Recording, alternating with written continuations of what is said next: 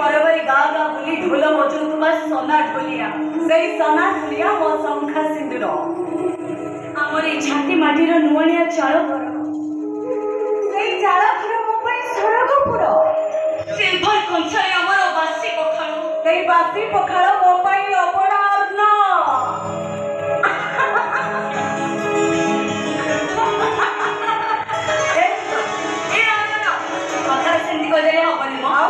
तू सीना मामू मित मित संपर्क को अतुट रखिया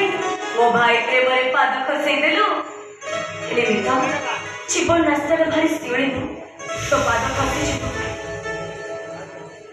मो पाद जदि खसी जाए तू मते उठे देबू आ तो पाद छुटी पड़िले तू मते उठे लेबू एक सुन आसंता काली मो जन्मदिन तू तो जानिस तो भाई ढोल न बजाइले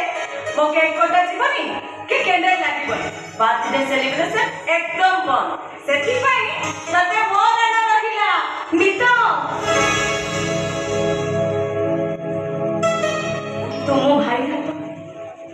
तुम भाई हाथ कि अधा रास्ते छाड़ी दो बोली तो सेठी पाई तते मो राण रहिला रंगलो तते तरंग राण